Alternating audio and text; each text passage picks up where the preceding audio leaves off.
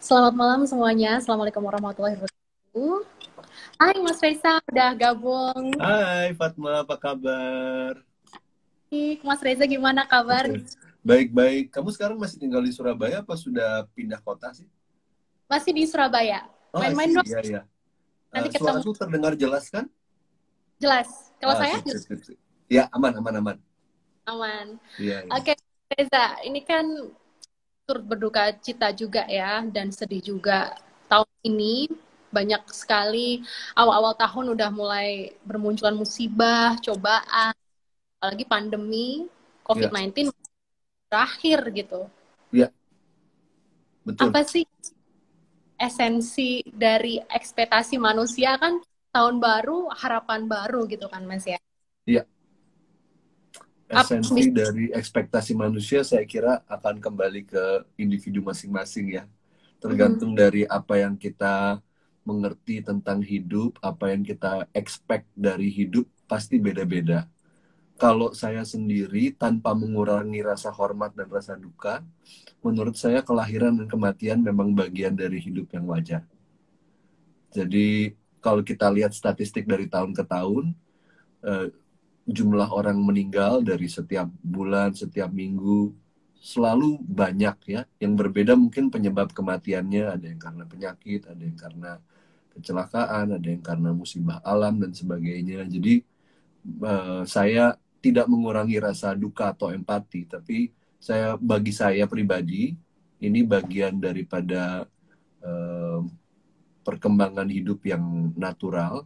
Hanya memang karena sekarang ini sedang ada wacana ekstra barangkali yang namanya pandemi, maka Mhm. kita diajak untuk menyikapinya bersama secara global. Mungkin kalau dulu kan berita duka itu lebih dihadapi oleh keluarga tertentu, tapi tidak dihadapi oleh keluarga yang lain, gitu kan, lebih personal gitu skala musibahnya. Kalau sekarang kan ini kayak global, berpengaruh pada semua sendi kehidupan kita semua, jadi kita punya kesempatan buat mengambil sikap secara bersama tentang ini. Tapi bahwa musibahnya terjadi dan bahwa kita kehilangan banyak orang, ya, tentunya saya sedih ya. Saya juga dalam 1 minggu ini baru kehilangan 2 orang teman dekat gitu. Tapi di level yang sedikit lebih hening, saya mengerti bahwa inilah bagian dari hidup gitu ya. Tentunya saya kangen, tapi saya mengerti bahwa ini bagian dari hidup. Tapi saya rasa tidak semua orang harus menghadapinya dengan sudut pandang yang sama kan gitu. Ya, Ya, gitu. ini sesuatu hal yang baru ya bagi kita Ya, semua, ya, hal yang tidak terduga, padahal sesuatu banyak rencana yang sudah kita buat tiba-tiba harus suspend, ya, harus gagalan, ada yang katakanlah kehilangan pekerjaan, kehilangan keluarga, teman dan lain sebagainya. betul. Terus musibah awal tahun Ya, itu ada pesawat, bencana alam dan lain sebagainya. Tentu betul. ini yang membuat kita semakin kuat, semakin mawas diri dan bisa tetap berpikir jernih gitu ya Mas ya. Iya, iya. Mas, Saya silakan, silakan. dari tema kali ini kan jernih, Iya, lega, tenang. iya. Kenapa ketiga kata atau tiga elemen Hmm. itu satu gitu? Iya, iya. Kenapa 3 kata itu saya pilih waktu kita cari topik ya, Fatma ya, jernih, lega, tenang. Karena kan sebenarnya selama berapa tahun terakhir ini kita semua familiar dengan istilah mental health atau kesehatan mental. Tapi bagi saya istilah mental health itu sesuatu yang eh, luas banget dan kita bisa definisikan dari mulai yang paling akademis dan formal sampai ke yang paling praktis dan informal gitu. Jadi akhirnya selalu kalau saya ngajar di kelas self healing, saya selalu menggunakan kata bahwa sehat mental itu punya 3 ciri. 3 ciri itu adalah si jernih, lega, dan tenang gitu. Kalau jernih, acuannya adalah bahwa kita bisa berpikir clear gitu. Kita bisa berpikir dengan runut dan bersih gitu.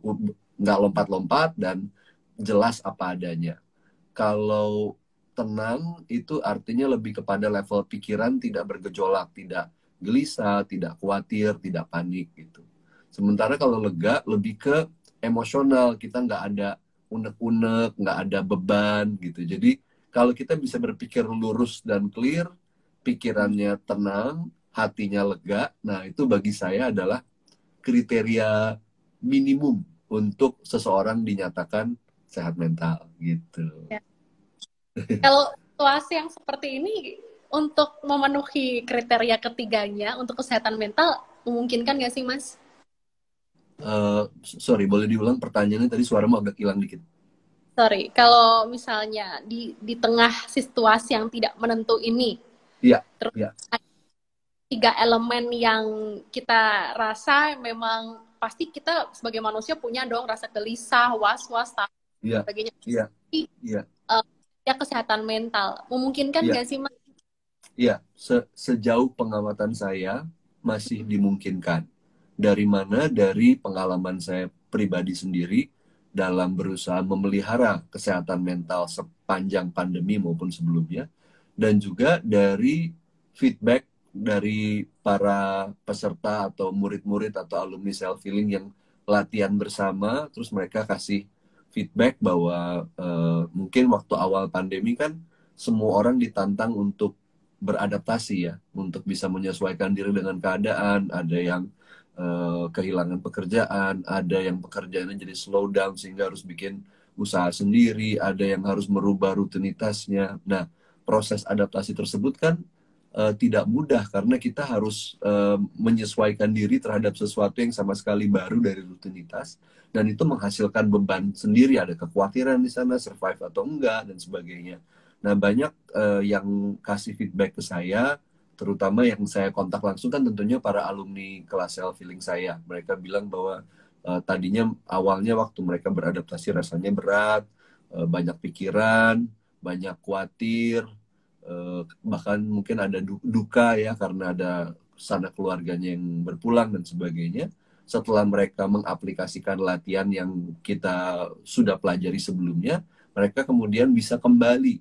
Ini kata kuncinya mungkin. Kembali pada jernih, lega, dan tenang. Jadi kesehatan mental itu bukan artinya nggak pernah stres ya. Tapi ketika kita stres, jernih, lega, tenangnya kan hilang, berkurang lah minimal gitu. Tapi ketika kita bisa latih, mengolah diri, maka batin kita balik tuh ke jernih, lega, tenang. Apa sih ukurannya? Mungkin yang paling gampang, kalau tadinya kepikiran, jadi nggak kepikiran. Satu, ya kan? Tapi bukan nggak kepikiran karena kita mikirin yang lain ya. Ya, Kan bisa kan kita nggak kepikiran karena kita distraksi gitu kan, nonton Netflix atau lihat sosial media itu kan juga nggak kepikiran. Tapi yang maksud saya adalah kita nggak sibukin diri tapi kita nggak kepikiran. Satu. Yang kedua, kalau kepikiran biasanya ngek nggak enak gitu kan, mungkin ngek takut atau ngek sedih atau ngek marah. Sekarang setelah dipikirin dengan sengaja, nggak apa-apa, udah kita bisa terima dan berdamai. Nah, itu salah satu ukuran daripada penyembuhan kesehatan mental kita. Kalau tadinya kepikiran jadi nggak kepikiran, kalau tadinya kerasa nggak enak pada saat kepikiran, sekarang rasanya jadi netral gitu. berarti cara untuk nggak memikirkan lagi apakah kita harus menghadapinya dengan sadar, dengan waras begitu ya, dengan Iya, iya, mindful apa yang kita hadapi, entah itu yang ada iya, di lingkungan, apa yang kita lakukan iya, Mas? iya. Jadi saya bisa jawab pertanyaan ini di dua level ya. Di level yang politically correct gitu, yang secara politis tidak menyinggung orang gitu. Tapi saya juga bisa membahas hal yang sama di level yang clinically accurate atau secara klinis akurat. Gitu. Ya, Kalau sebentar ya, saya dengar ada suara noise. Bentar. ya, Bentar ya. Nah, sekarang suara saya jelaskah? jelas. Masih jelas ya. Oke, saya cabut dulu ini adaptornya biar nggak ngaco. Oke, kalau jawaban secara politically correct, maka saya akan bilang bagaimana cara menghadapi stres di masa pandemi ini. Ya. Lu cari yang cocok gitu. Ada yang cocoknya olahraga, ada yang cocoknya ngemil, ada yang cocoknya nonton, ada yang cocoknya gibah, ada yang cocoknya olahraga, macam-macam lah gitu. Cari yang cocok, dan biasanya orang ketika cari yang cocok dia akan cari yang membuat dia merasa lupa atau merasa senang gitu ya. Tapi itu jawaban yang secara politis sopan, tapi secara klinis nggak akurat. Kenapa? Karena kalau kita cuma mengatasi stres dengan cara melupakan atau menghibur diri, sebenarnya stresnya nggak diobatin, cuma ditunda doang, ngantri gitu. Nanti begitu udah selesai pelariannya atau distraksinya, maka dia akan balik lagi gitu. Dan akhirnya stresnya bukannya dicerna, bukannya didaur ulang, akhirnya jadi numpuk kadang-kadang di batin bawah sadar kita gitu. Jadi tapi saya harus mengakui, meskipun ya kan nggak mungkin semua orang belajar self healing kan, nggak mungkin semua orang cocok dengan cara saya. Tapi memang di jawaban level pertama adalah kita akan mengatasi stres dengan cara yang kita terbiasa dan paling kita suka gitu. Itu kenyataan hidup gitu. Hanya tidak semua cara yang kita pilih secara klinis akurat gitu. Oke. Nah, di level 2 ini kita harus mulai memilih. Misalnya antara kalau stres gua ngemil sama antara stres saya nonton film, sama kalau saya stres saya berdoa, sama kalau saya stres saya berolahraga, sama kalau saya stres saya self healing, mana yang secara klinis paling akurat? Ukurannya satu sih.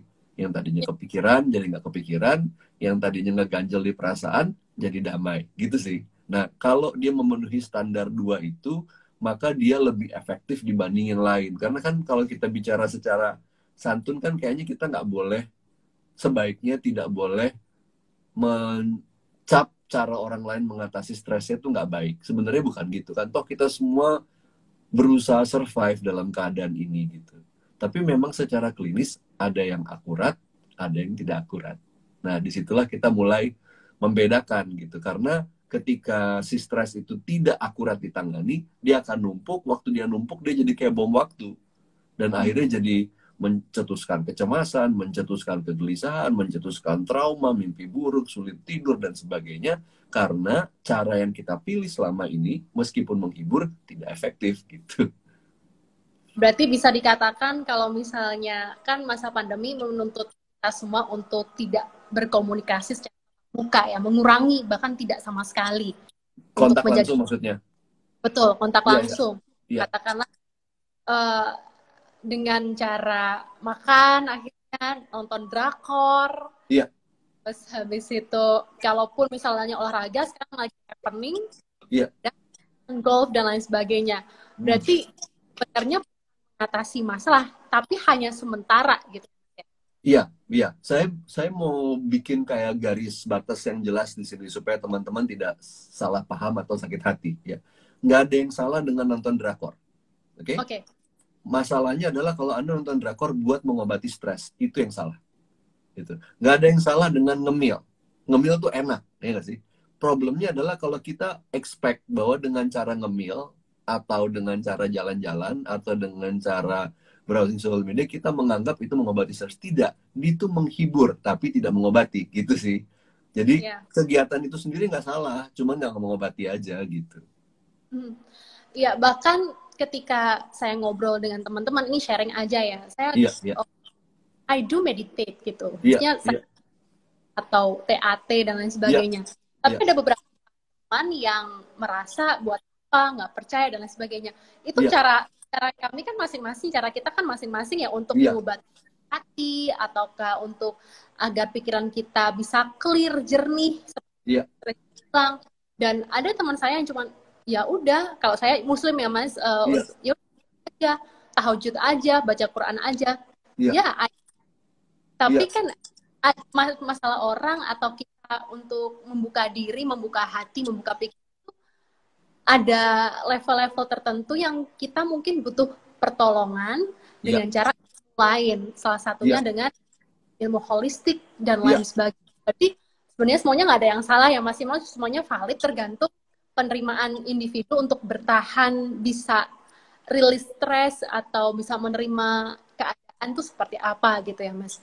iya, Kalau iya, misalnya dari Mas sendiri untuk ilmu yang Mas punya bagi iya, teman-teman dengan keadaan Mas dulu kan ngajarnya pas pandemi katakanlah, saya iya, ketemu Mas iya, sekarang saat pandemi stres itu di tingkat uh, kayak cuaca ya, maksudnya datang dan silih berganti, malah hmm, sering karena banyak hal yang nggak pasti, lebih tidak pasti daripada sebelumnya gitu. iya. Apa yang bisa Mas share ke teman-teman? Kalau saya mengamati dari dulu tuh saya punya hobi aneh ya. Saya punya hobi karena ini apa profesi saya kan terapis. Tuh. Dan saya sudah jadi terapis jauh sebelum pandemi. Ini bulan ini 18 tahun saya jadi terapis full time. Oh. Nah, jadi mengamatinya kan udah lama. Pandemi kan baru setahun dong, gitu kan. Kurang lebih ya setahun ya. Jadi saya sudah lama mengamati bahwa hidup ini memang penuh penderitaan. Jadi kalau dan penuh dengan ketidakpastian gitu. Apa yang kita anggap pasti, mau kerjaan kita kayak mau jodoh kita, mau pasangan kita, dia selalu mengandung elemen ketidakpastian dan mungkin akan berubah gitu. Jadi ketika sekarang tiba-tiba terjadi pandemi, seperti tadi saya bilang, sebenarnya hidup itu tidak jadi lebih susah. Hanya sekarang topik apa yang kita jadikan sebagai stres lebih kita share bersama, yaitu pandemi gitu. Tapi dulu sebelum pandemi, klinik saya sibuk dengan 1001 masalah. Sekarang mungkin masalahnya lebih sedikit karena masalahnya di-share bersama gitu. Tapi saya tidak bisa menyimpulkan sekarang hidup itu lebih menderita daripada dulu. Kayaknya memang sepanjang sejarah hidup manusia tuh batin kita berbakat buat mempermasalahkan apapun yang sedang ada di hidup kita saat itu gitu. Jadi nggak ada tips khusus. Ini kesimpulannya, tidak ada tips khusus yang jadi berlaku hanya karena sekarang pandemi, menurut saya. Tipsnya dari dulu sama, yaitu kita perlu belajar sebuah skill yang simple, mandiri, dan praktis untuk kita bisa memelihara kesehatan lahir batin kita ya, terutama sekarang mungkin kesehatan batin kita ya, gitu. Ya. Waras ya, waras badan, waras pikiran, waras hati. Betul. Dan kalau kita nggak punya skill itu, sebelum pandemi pun hidup kita udah susah gitu. Betul. Ya kan, apalagi kalau sekarang pandemi gitu sebenarnya sih. Jadi nggak ada tip khusus yang baru terlahir akibat ada pandemi, maksud saya gitu. Nyebelin ya jawabannya. Jadi emang ya, mau pandemi atau enggak, kita sebenarnya dihadapin dengan masalah. Iya, hidup tuh penuh dengan potensi masalah dan derita gitu. Sepakat. Iya. Mas, misalnya ada teman-teman yang mungkin baru join atau baru mengenal mental health atau self healing.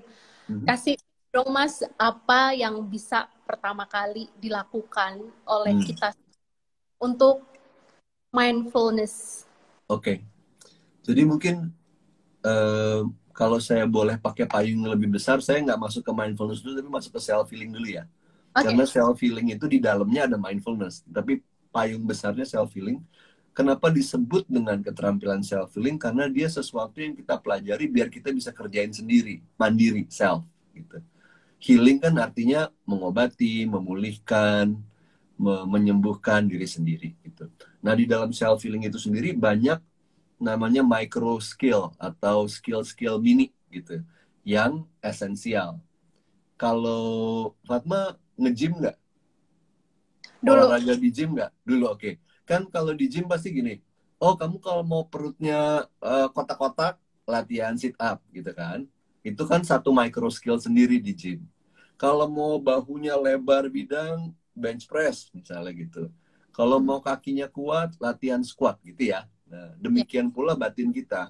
Batin kita tuh ada jernih, ada lega, ada tenang, ada lentur, ada tangguh, ada fokus, ada semangat. Ini setiap otot latihannya beda-beda gitu. Jadi sama seperti otot badan kita, otot batin kita juga perlu dilatih gitu. Nah, satu skill yang besar di situ menurut saya adalah memang mindfulness yang tadi Fatma tanya gitu.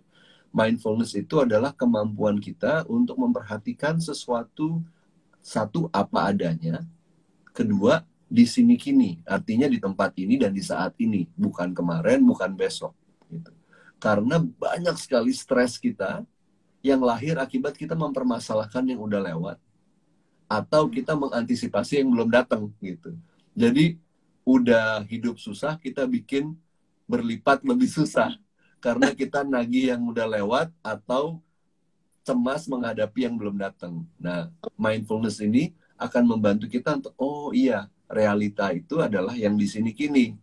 Memang saya bisa punya planning untuk besok, bisa punya antisipasi buat besok, tapi yang itu belum jadi kenyataan, baru jadi kayak kalau apa proyektor tuh baru proyeksi doang gitu, belum jadi nyata. Kalau dia jadi nyata baru dia realita gitu. Nah, jadi latihan-latihan mindfulness ada banyak. Yang paling basic ada mindful breathing, yaitu belajar merasakan nafas masuk dan keluar tanpa diatur nafasnya ya. Lalu ada mindful walking ya, berjalan dengan mindful, dan satu lagi adalah mindful eating, makan dengan penuh perhatian dan kesadaran. Nah, tiga hal ini sangat baik untuk dipelajari ya. Mungkin di Indonesia ada banyak teman-teman saya yang ngajar mindfulness, ada Mas Aji Santoso Putro, ada Dr. Jimmy Ardian sekarang mulai ngajar mindfulness juga. Ada teman saya Dr. Yudi Gejali, di Surabaya ada Mas Hendrik Tanu yang juga ngajar mindfulness. Jadi sekarang banyak sekali, bahkan kita bisa belajar mindfulness dari app gitu. Tapi menurut saya ini satu skill yang esensial gitu. Skill yang kedua yang menurut saya esensial adalah emotional processing, atau kemampuan kita untuk mengolah perasaan yang nyangkut. Karena kadang-kadang mindfulness kalau berdiri sendiri untuk skala-skala emosi yang pekat, kuat, itu kadang-kadang kurang cukup. Karena skill mindfulness itu baru bisa dipakai oleh seseorang secara manjur kalau dia sudah latihan sekian lama, ototnya udah kuat gitu. Sementara kalau dia pemula, dia perlu tambahan emotional processing. Kalau saya sih paling senang dengan teknik TAT, Tapas Acupressure Teknik, yang saya ajarkan di kelas Self Healing Hati, karena hanya dengan ya ini nggak bermaksud promo, cuman saya mau jelasin kenapa saya favorit. Karena hanya dengan belajar sekali seumur hidup, kita punya protokol pendek. Protokolnya cuma 15 menit. Apapun yang kita masukin ke situ, mau itu khawatir, mau itu takut, mau itu marah, mau itu dengki, mau itu sedih, mau itu duka, mau itu cemburu, mau itu iri, masukin perasaannya ke situ, protokolnya kita lakukan, 15 menit kemudian dia cair. Dan kita kemudian merasa lebih tenang dan lega. Jadi belajarnya sekali, kita bisa pakai seumur hidup gitu. Nah, dua itu menurut saya dasar yang penting. Yang ketiga yang menurut saya penting adalah keterampilan self healing yang membuat kita jejak di badan bahasanya. Nah, jejak di badan ini macam-macam. Dulu saya senang dulu sekali melalui latihan bela diri. Biasa kan anak cowok masih kecil gitu kan pengen jadi jagoan kungfu gitu. Terus lama-lama jadi ke renang gitu. Mungkin sebagian teman-teman ada yang yoga. Sekarang saya baru berapa bulan lagi nekunin tai chi. Tapi apapun olahraga yang membuat perhatian kita jadi bermukim solid di dalam tubuh, itu sangat membantu. Karena kalau badan kita nggak solid, perhatian kita nggak solid di badan, pikiran kita lebih banyak cabang-cabangnya. Cemasnya, gelisahnya, cepat paniknya, overthinkingnya. Jadi latihan, udah gitu kan hidup kita diperintah oleh ini kan, gadget dan gawai kan. Jadi kita semakin sering hidup di luar badan kita gitu, kita hidupnya di layar ini. Jadi kalau kita sering-sering melakukan olah tubuh, tapi bukan cuma sekedar olahraga ya. Kalau olahraga doang, tapi perhatian kita nggak di badan, itu cuma olahraga doang. Ini olahraga yang perhatiannya solid di dalam tubuh. Gitu. Nah, itu yang kemudian menurut saya bisa menunjang. Jadi tiga micro skill itu sih, mindfulness, emotional processing, sama latihan bermukim di dalam badan. Gitu. Yang paling urgent yang bisa dilakukan pertama kali buat teman-teman berarti lebih ke emosional ya Mas ya? Kalau yang paling urgent saya kira harus balik ke individunya, Fatma. Karena ada orang-orang yang misalnya secara mindfulness udah cukup mindful hidupnya, tapi kurang di emotional processing. Maka bagi dia, skill untuk emotional processing jadi urgent gitu.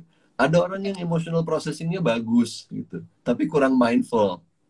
Dan seterusnya. Jadi saya kira itu harus jadi, kita bikin rapor masing-masing untuk diri kita sendiri. Kita cek skill level kita di mana yang apa bahasanya tekor ya, yang kurang kita isi gitu dengan skill. Berarti ciri-cirinya apa Mas? Kalau mindfulness berarti ciri-cirinya adalah kita kurang sadar atau kurang hadir di dalam detik saat ini gitu. Ya, oke, good question. Pertanyaan yang bagus. Kalau kita kurang mindful, menurut saya perhatian kita gampang kepleset. Oke. Ya, bisa dalam bentuk sulit fokus, bisa juga mudah dicuri perhatiannya. Mhm. Dan bisa juga kita mudah melamun ke masa depan atau terlalu sering hidup di masa lalu. Nah, itu kurang mindful cirinya. Kalau kurang emotional processing, ketika ada problem atau berita yang bikin kita secara emosi nggak enak, lengketnya lama banget. Ya, bisa berhari-hari, berminggu-minggu, masih lengket juga berbulan-bulan. Bahkan tidak jarang saya menemukan yang bertahun-tahun atas peristiwa yang terjadi 4 tahun yang lalu masih nyangkut juga gitu. Kan artinya Yes. emotional processingnya nggak efektif gitu. Tapi kan Mhm. kalau kita manusia biasa, sesuatu terjadi buruk terus kita sedih atau marah, ya wajar dong gitu. Itu kan manusiawi. Tapi kalau dia nyangkut terus emosinya, berarti kemampuan emotional processing kita kurang baik gitu. Untuk yang ketiga, Nah, kalau yang body based ini memang agak susah untuk didiagnosa sendiri ya. mhm. Tetapi basically kalau kita overthinking atau sulit tidur, dua Mhm. itu biasanya adalah ciri bahwa kita kurang bermukim di badan. Kita terlalu banyak hidup di pikiran, kurang bermukim di badan kita. Oke. Dan ketiganya itu berbahaya ya berarti ya untuk kesehatan kewarasan lahir batin maupun pikiran, Mas. Kalau Yang paling dibilang berbahaya sih bukan bahaya, tapi gini, ketika nanti kita ada cobaan hidup, mau itu stres, mau itu perubahan, mau itu tuntutan beradaptasi, kita keok untuk kita nggak bisa mulus mengatasinya gitu, karena skill kita kurang gitu. ya Kayak kita berarti nge-gym, otot kita belum siap dilatih, udah suruh ngangkat beban berat gitu. berarti untuk eh, menghadapi masalah atau hidup tuh masih kurang, kalau ibarat baterai kurang 99%. Iya, kurang modal, kurang modal. Iya. Modalnya Nah, ini saya baru ingat jadi kamu tanya saya jadi ingat. Berapa ah, waktu yang lalu saya ngobrol dengan satu orang konten kreator, ya. Saya oke. nggak sebut nama supaya privasi ya. Jadi eh, kan bayangin kalau konten creator pekerjaannya lebih banyak pakai otot atau pakai pikiran. Content creator pikiran. Pikiran kan. Nah, tapi self care dia kebanyakan olahraga, nggak cocok. Oh. Cara dia memelihara kesehatan lebih intensif berolahraga daripada mengolah batin. Kan nggak cocok. Kalau Ya, kita kerjanya kuli, ya nggak sih? Kalau kita kuli, kita olahraga cocok. Saya bukan bilang olahraga nggak bagus, tapi kita harus cocokin bagaimana kita merawat diri cocok sama profesi kita. oke. Kalau kita Berarti profesinya banyak pakai pikiran, maka kita harus rajin latihan olah batin ya, meditasi, self healing, TAT, journaling, semua yang bersifat dengan pikiran akan cocok karena profesi kita banyak pakai pikiran gitu. oke, berarti lebih kepada kegiatan kita lebih make apa nih gitu kan ya, Mas ya. Iya betul, iya betul. Bisa dikatakan profesi ataupun gini, kalau misalnya ada orang kena musibah, itu Ya, kan bukan kegiatan, tapi apa yang diobati lebih dulu? Gimana tuh? kalau kena musibah, maka obviously yang paling urgent adalah kemampuan emotional processing. Mhm. Tapi kadang-kadang orang suka gini, dia nggak mau memprioritaskan belajar emotional processing karena belum ada musibah. Pada saat udah musibah, dia terlalu terpuruk untuk bisa belajar, makanya jangan terlambat belajar. Karena kalau udah terpuruk banget, kita ikut kelas pun udah nggak cuneng kan, nggak nangkep pelajaran gitu. Maka memang sebaiknya emotional processing itu skill yang dipelajari secara preventif, jangan nunggu musibah dulu baru belajar gitu. Karena waktu udah kena musibah, kita nggak bisa mikir cukup jernih untuk belajar sebuah skill baru yang sebenarnya bisa menyelamatkan hidup kita gitu. Oke, berarti kita harus sadar ya, walaupun lagi happy atau lagi sedih, lagi kecewa, lagi Iya, tenang, tetap iya, harus tetap harus punya senjata, weapon gitu ya untuk iya, iya. Memang memang step pertamanya kita harus belajar mengenali dulu. Ini saya lagi mengalami badai pikiran atau badai perasaan. Kenalin gitu kan. Habis ya. itu pikirannya jenisnya apa? Khawatir, cemas, gelisah, overthinking, apa jenisnya? Iri. Terus kalau perasaan, perasaannya jenisnya apa? Sedih, marah, takut, kesel, cemburu, dengki. Kita belajar mengenali. Nah, tapi setelah mengenali, kita perlu skill berikutnya untuk menetralisir gitu. Nah, Mhm. sebelum kita mengenali skill untuk menetralisirnya, jadi kita nggak bisa pakai secara jitu jadinya otomatis. Oke. Ya, Terus apa yang kalau katakanlah kita ngambil ngepick satu emosional. iya. lagi kan emosi katanya Mas Reza sendiri kan kayak cuaca ya. Sedih tuh Iya, nggak selamanya, happy nggak bakal selamanya, tenang nggak bakal betul, selamanya. betul. Untuk mengatasi emosi biar kita bisa berpikir jernih, tenang dan sebagainya, apa Mas yang bisa dilakukan? Sebenarnya kalau kita mengerti bahwa emosi itu bagaikan cuaca, kan cuaca itu sifatnya berubah tanpa pertanda, ya kan datang nggak dijemput, pulang nggak diantar gitu kan. Ya, Nah, dan tapi kita juga tahu bahwa cuaca tuh nggak ada yang permanen. Ya. ya. Jadi dari satu perspektif, kalau emosi datang nggak usah kita apa-apain sebenarnya.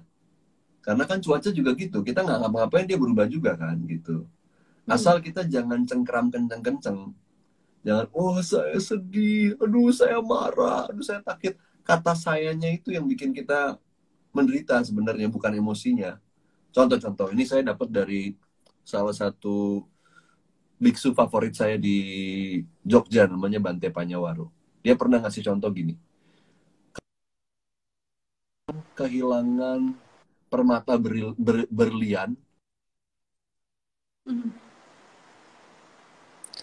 Mas Reza kayak nggak ada sinyal ya? Atau aku?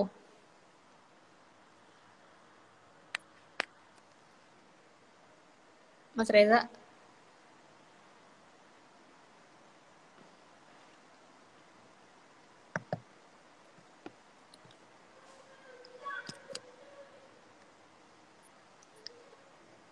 Oke, ini kelihatannya bagi teman-teman eh ada ini nggak sih?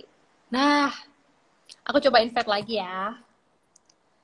Kelihatannya sinyalnya Mas Reza hilang. Oke, sabar ya teman-teman.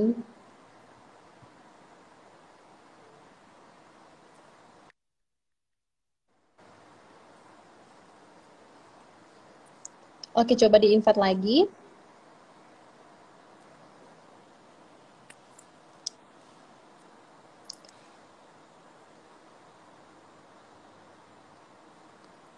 Semoga bisa cepat.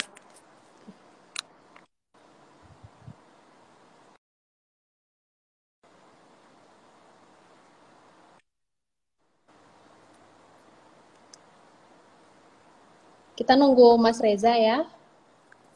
Apakah baterainya habis? Ataukah sinyalnya yang kurang oke?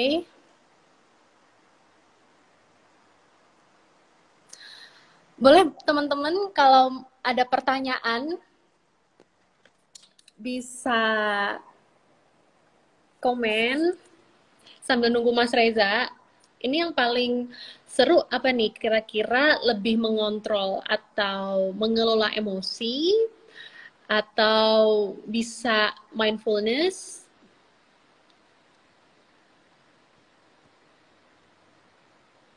Wait, kita sambil nunggu guru ya buat join live.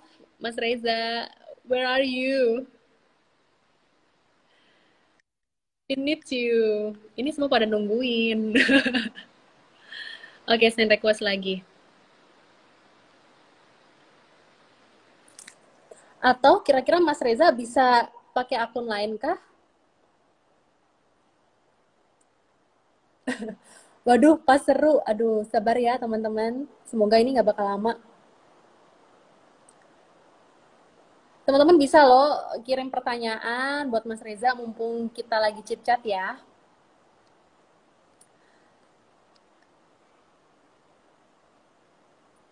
Oke, still waiting.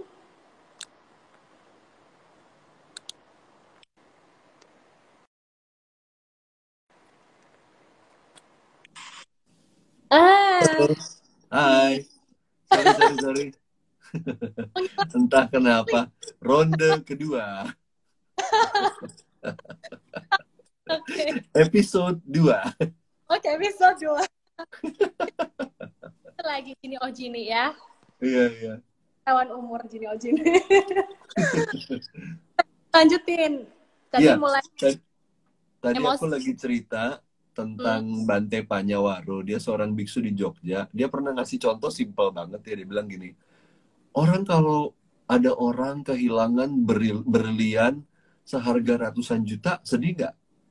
Eh, ya sedih sih dia gitu. Tapi kamu sedih nggak? Ya enggak sih, kan dia yang kehilangan. Kalau dia kehilangan mobilnya, Mercedes-Benz atau BMW gitu, sedih nggak dia? Ya sedih. Kamu sedih nggak? Enggak. Oke. Sekarang kalau kamu yang kehilangan berlian sama mobil, kamu sedih nggak? Dia bilang gitu. Ya sedih lah, katanya gitu. Nah itu yang sedih, yang bikin kita sedih itu bukan kehilangan berlian atau kehilangan mobil, tapi kehilangan berlianku dan kehilangan mobilku. Jadi kalau kita punya perasaan sedih, takut, marah, kalau kita nggak kasih kataku, sebenarnya dia kayak cuaca yang lewat doang gitu. Udah. Tapi masalahnya kita banyak sedihnya tuh karena semuanya kita kasih label, ini milikku, ini punyaku, ini perasaanku. Nah, kukunya ini yang bikin susah gitu. Hmm. Jadi ya Ber- begitulah kira-kira.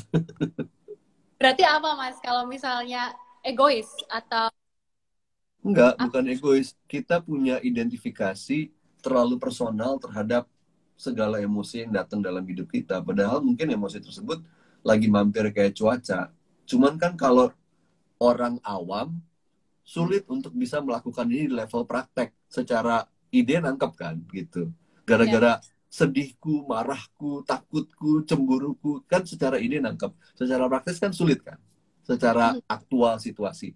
Makanya belajar skill emotional processing supaya emosi yang datang bisa kita netralisir, kita bisa lepasin gitu. Waktu kita lepasin kita bisa lihat, oh iya itu tadi perasaan saya doang yang lagi lewat gitu. Tapi kalau kita nggak punya skill emotional processing, kita berusaha mengatasi kesel-kesel kita dengan filosofi.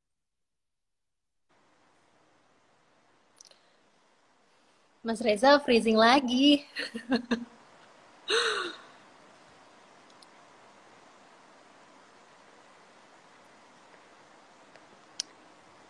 Oke. Again, Mas gak ada suaranya. I can hear you. Mas nggak ada suaranya. Gimana ya? Mas nggak ada suara. Kalian denger suara nggak, guys? Wait, aku invite lagi ya. Nggak boleh aku ya berarti ya. Keakuan. Oke, saya invite lagi. Halo, Tada! masuk? Kedengeran? Kedengeran? Party. Patri, kedengeran? Udah? Kedengeran?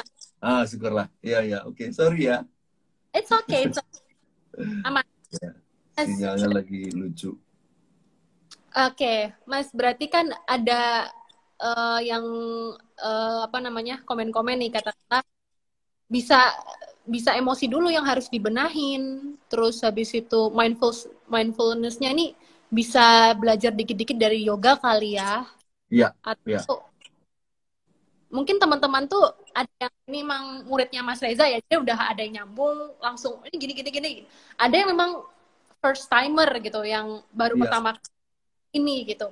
iya, Kalaupun pertama kali yang mengenal self healing gitu. iya, iya, Katakanlah kita topik satu ya, iya, emosi. iya, Perkenalkan cara jitunya Mas Reza buat ditiru oleh teman-teman, apa yang terbaik yang bisa dilakukan untuk iya. berarti diri. Kalau saya sih akan menganjurkan untuk belajar TAT. Oke. Okay. Karena TAT itu seperti saya bilang belajarnya cuma sekali 4 jam, habis itu bisa pakai sendiri seumur hidup gitu.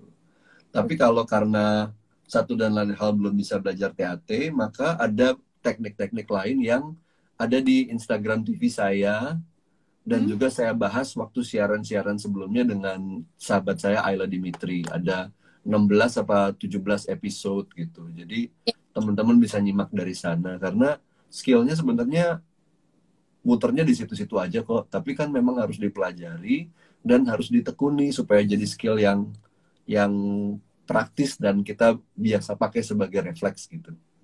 Kayak ini deh, misalnya semua orang kan sebenarnya bisa nyanyi kan, tapi kan kalau kita nggak latihan, pasti kita fales, gugup gitu kan. Tapi kalau kita rajin latihan kan pasti bisa gitu. Nah ini tadi ada yang nanya, tentang TAT itu apa? Apa mau sekalian saya jelasin? Boleh, boleh, boleh. Ya, jadi TAT itu sebuah keterampilan praktis untuk mengelola dan mengolah emosi. Dia diambil dari ilmu akupunktur. Jadi ada 3 titik di wajah yang kalau kita sentuh, sambil kita memperhatikan serangkaian kalimat, maka dia akan menetralisir emosi yang sedang kita alami gitu. Nah, Ya. kelasnya itu di level dasar belajarnya cuma 4 jam. 4 jam continuous. Adalah break 10 menit 2 kali buat toilet, tapi relatif continuous 4 jam. Saya adakan sebulan sekali via online gitu. Sekarang pandemi ya Mas ya. Kalau dulu Mas Reza datang langsung.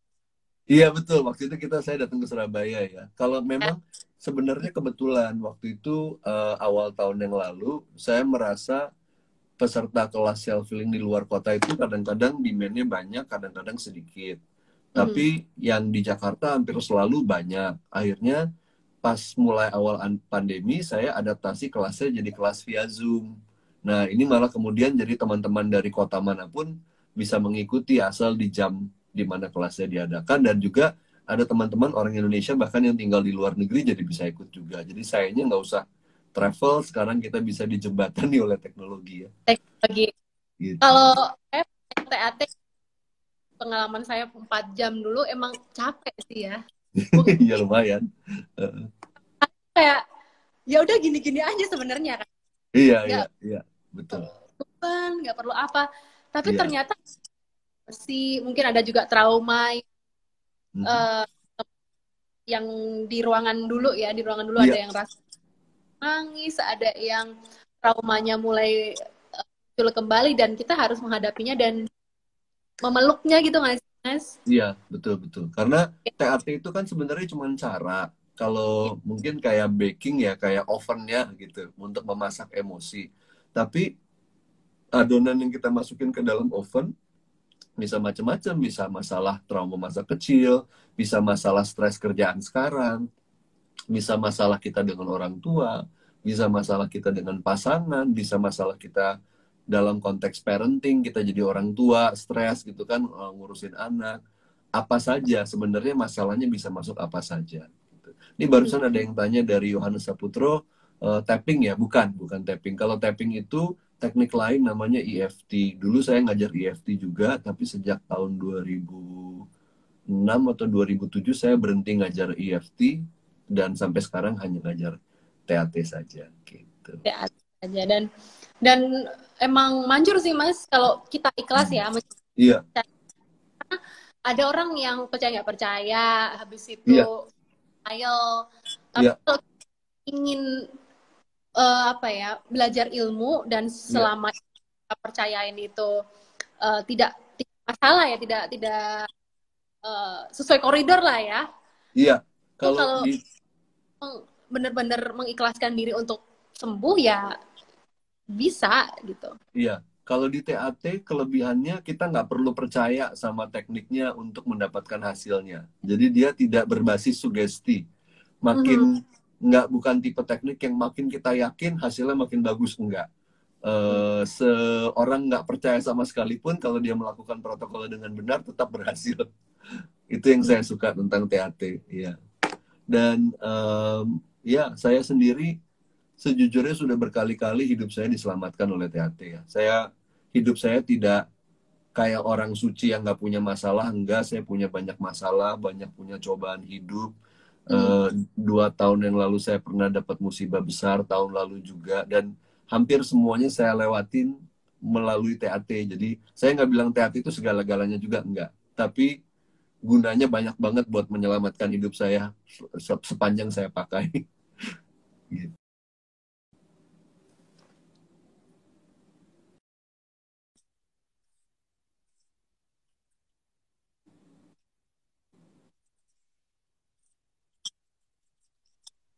Oh, kalau kan saya mengadakan kelas sebulan sekali.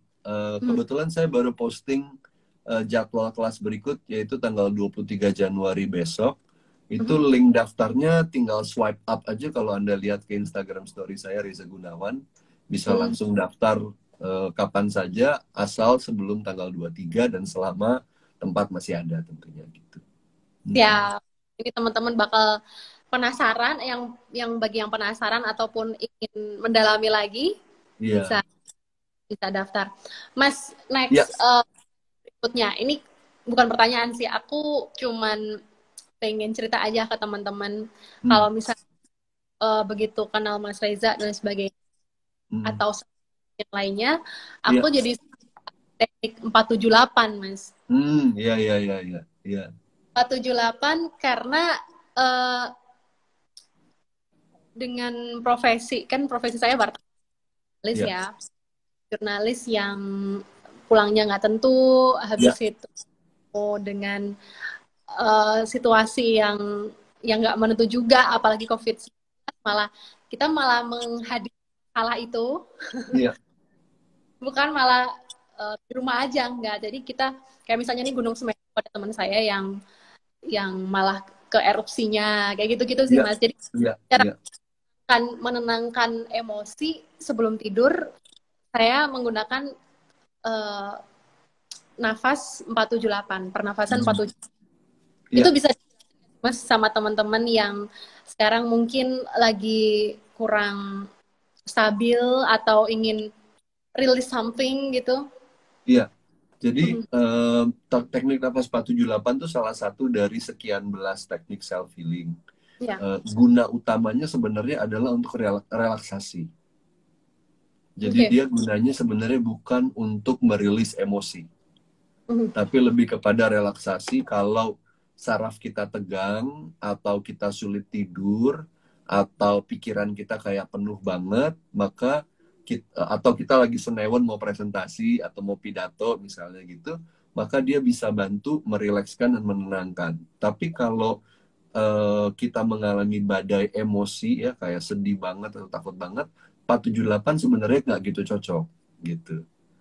Tapi kalau untuk merilekskan saraf yang tegang dia bisa digunakan. Kalau teman-teman mau belajar, sebenarnya panduan detailnya ada di Instagram TV saya. Tapi secara singkat kita hirup nafas 4 hitungan dari hidung, lalu stop bernafas 7 hitungan, lalu hembuskan nafas 8 hitungan dari mulut.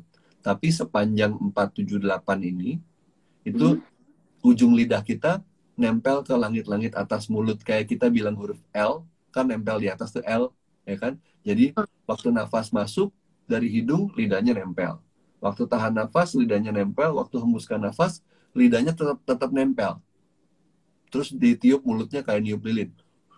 Jadi itu 478. Nah itu diulang sebanyak 4 kali putaran. Nah itu cara start latihannya. Nanti kalau teman-teman mau ada audio panduannya, ada di Instagram TV saya. Banyak Oke. sekali yang punya masalah dengan tidur Ya. atau mudah cemas, itu terbantu dengan nafas 478 ini. Gitu. Jadi itu bisa jadi titik awal yang bolehlah dicoba untuk teman-teman mau latihan ya. Dan juga magic hand. Magic finger, ya magic finger. Ya, magic finger. Jadi di Instagram TV saya tuh ada beberapa teknik, ada magic finger, ada peaceful hug, ada nafas 478, ada pawang monyet, ada expressive writing. Itu semua teknik self healing yang saya bisa ajarkan secara publik, secara gratis gitu. Tapi kalau untuk Oke. TAT, karena saya pegang lisensi, saya nggak bisa ajarkan secara gratis dan memang harus di format pelatihan karena kan detailnya lebih banyak kan kalau TAT. Jadi saya Ya. kasih 2 opsi, teman-teman yang mau belajar self healing secara free bisa ke Instagram TV saya, tapi kalau mau belajar teknik TAT ya bisa ikut pelatihan gitu.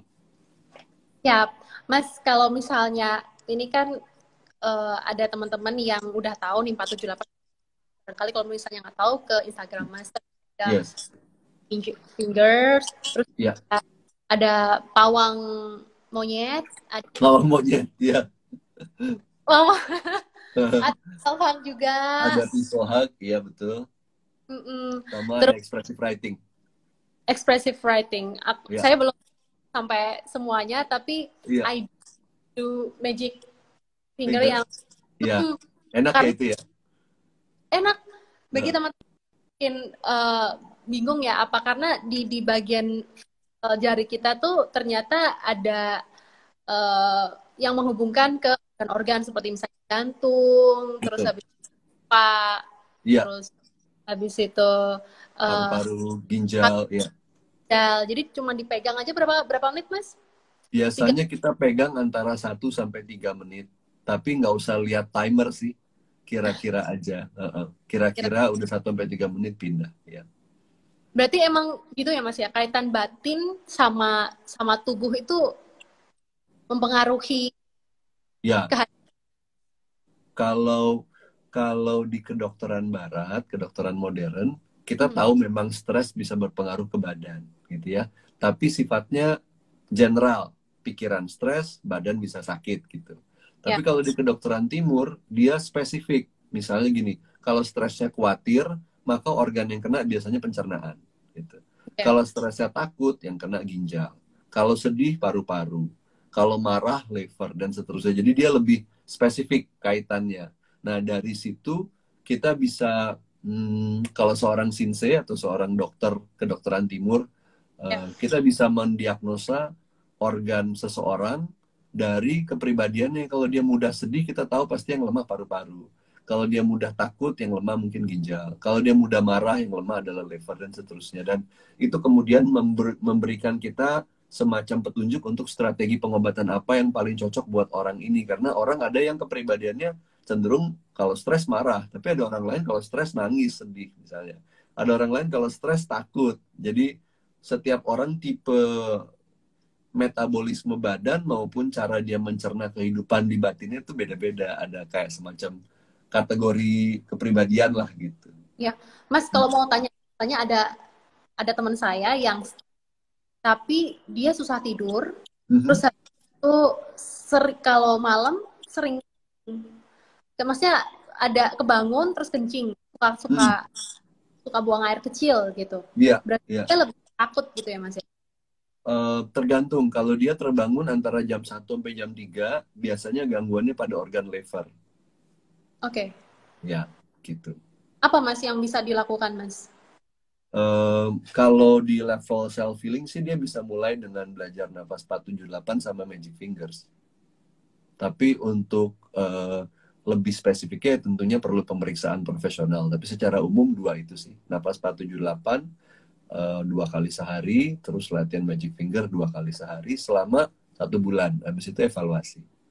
Evaluasi. Mas, Mm-mm. ke topik kita nih, jernih, lega, dan juga tenang. Tenang. Mm-mm.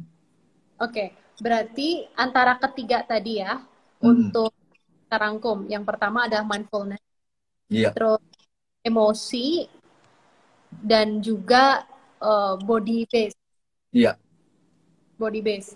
Berarti untuk mengetahui ketiga ini, kita juga harus tahu apa kekurangan yang kita rasakan gitu. betul, betul. Kita paling urgent perlunya yang mana gitu.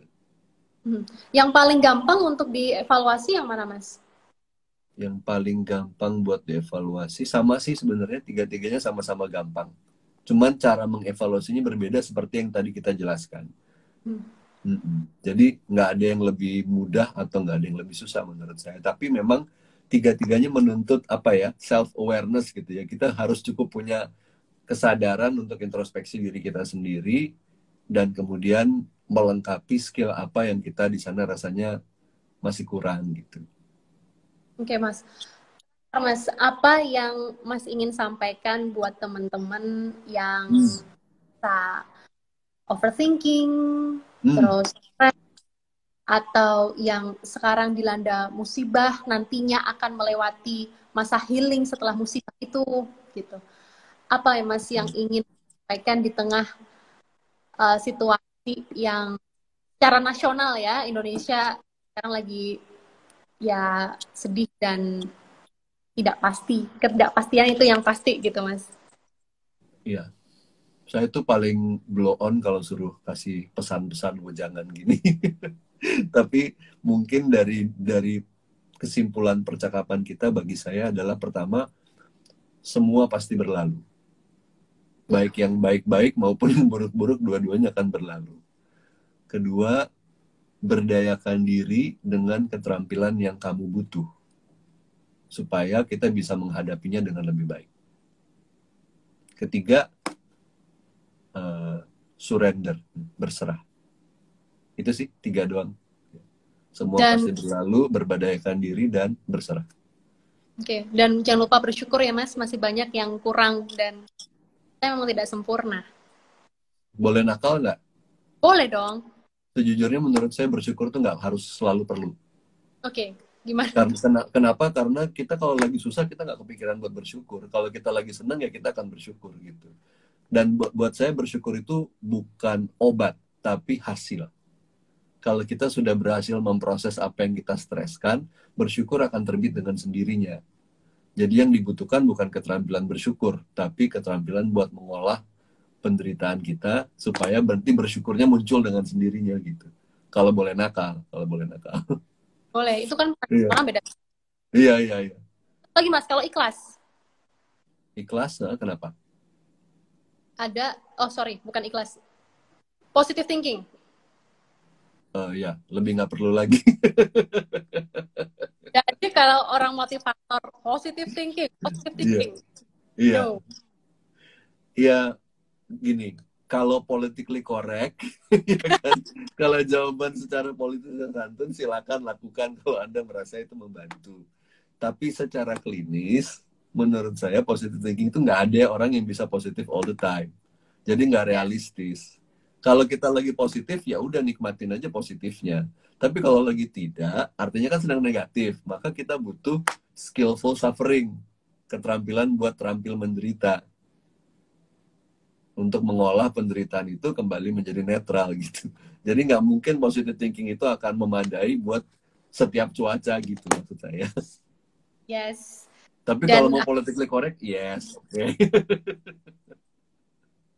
ya, karena secara secara bermasyarakat ya, itu harus Iya, dituntut positif. Padahal iya, ya nggak iya, semua kan. iya.